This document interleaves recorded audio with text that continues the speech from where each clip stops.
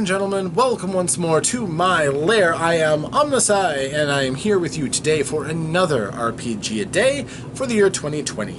Today is the, what are we up to? 12th day of August, which means day 12. The topic is message. Again, a little bit of a tricky one to try to link up with my game, but I've got it. Games generally have some sort of a message, what they're trying to convey. For instance, Dungeons & Dragons says, you know, be superhero fantasy characters, change the world, fight dragons, get ridiculously rich, get incredibly powerful, if you want. If you want to tell the story of people crawling by and scraping in a world that has low magic, you can do that. But generally, if you want to play just awesome power wizards and warlocks and clerics that can raise the dead and warriors who can stand unflinchingly before a horde of 20 or 30 and think they're going to win, this is the game for you. And yeah, it works pretty good. A game I just recently purchased from Evil Hat, Blades in the Dark. That story is, the world is crap. The world has gone messed up. And really, maybe the best thing that you can do is be a proper villain. So form your crew, be known for some heinous activity, work to gain dominance on the streets, and your character's probably not going to make it out the other side intact. Either they'll be broken mentally, fall victim to their vices, or die brutally. But the struggle is worth it. And you and your friends can work together to form a gang to try to carve your name on the streets, or to fail trying. It's an interesting message, certainly. Kind of a niche game, but it's been a popular one. I've heard a lot of people who have talked it up, and now that I've read through it, I can see the charm. But with that, I think all games kind of generally come down to having a message. And my message for my game, if I was going to distill it, is if you can dream it up, you can play it.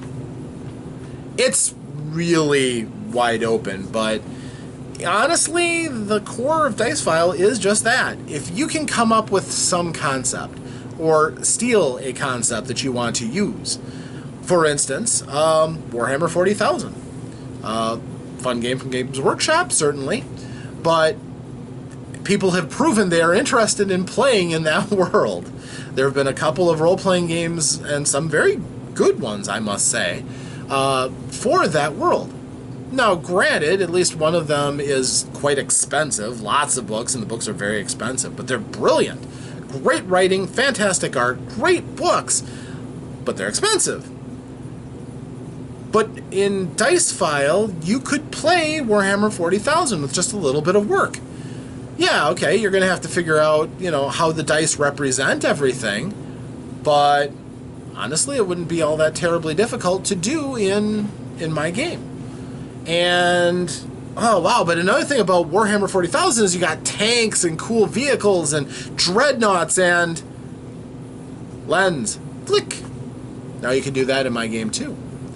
So that is the core concept of my game, is that if you can think about something, we can very easily put mechanics to it and make it work in a way that you can at least take a good crack at playing, and depending on the filter you want to use, how coarse you want the game to be, it can either be something that you do with a relatively little effort, possibly even just a source book or two, or you can really grind down into the details and have a complex list of all the different skills and abilities that you can get, and then assign values to those and make a more well-rounded character. That's meant for longer periods of play, probably. You could do that. It works just fine in my system either way. That's the core principle. In general, it holds pretty true to that, with a unified system that can take on just about anything. And I think that a message is important because it's kind of your elevator pitch, the thing that if you come up to somebody and go, well, what's your game about? And if you don't have that, you're like, well, my game basically uses percentile dice, and it has skills and attributes and abilities, and you told them a thumbnail sketch of their mechanics, but that didn't tell them the message that you're trying to deliver with your game. That didn't encapsulate it. I think that's important to be able to do.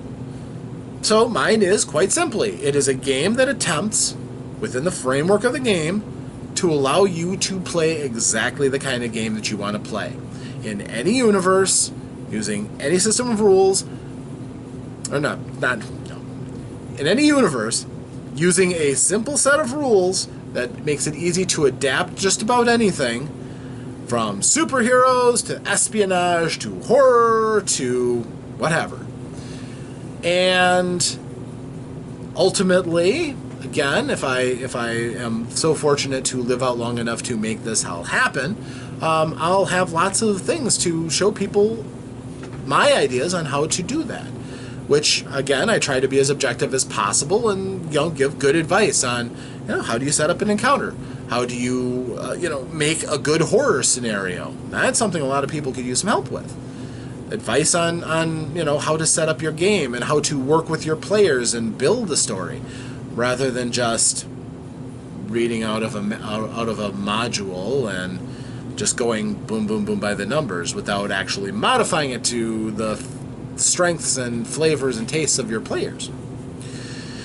So, yeah, my message is going to be a lot more personal than a lot of games, though, because really I think it's a conversation between myself and the people who are going to be playing my game. At least I'd like it to be. Just like these videos are very much a conversation between me and you. One-sided, sure, but it doesn't have to be. If you feel really strongly about something I say, then by all means, feel free to start the conversation by writing a comment. And other people who see it might see your comment and find common ground with you and agree with you or refute you, and we can keep the conversation going. And I will certainly throw in my 2 cents worth. But I believe that a system like mine, even a very, very simple message is all that's really required to deliver behind that theme.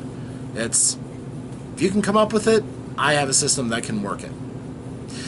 It had to be that way for the world that I had in mind, the principles that I had to kind of drive the magic system of the world, and it seems to hold true for just about everything. So, at least everything I've tested it on, and thought out details and rulings and ways of tweaking it so that it fits different scenarios and different universes and genres. Seems to work just fine. So that is my thought on message and what my game's message is. So hopefully you think that's cool. I hope so. If you don't, that's fine. I'll listen to your critique. I've listened unflinchingly to critique before and probably will listen to more after that. Oftentimes with critique, you can't really say you're wrong, especially when that critique is mostly a person stating their preference. Well, that's your preference. But I don't mind a bit of criticism because it makes the game stronger. If I can't answer what is a legitimate piece of criticism, then that's a weakness in my game that somebody had a legitimate calling on, and I should try to address that. So, but anyhow, thank you for joining me. That is my video for the day. I am OmnusI, here with you once more for another day of RPGaDay. Join me tomorrow where we'll have another topic, certainly, and hopefully I can keep unfolding this game out before you with the next topic. So, thank you very much. I will see you the next time. Thank you and farewell.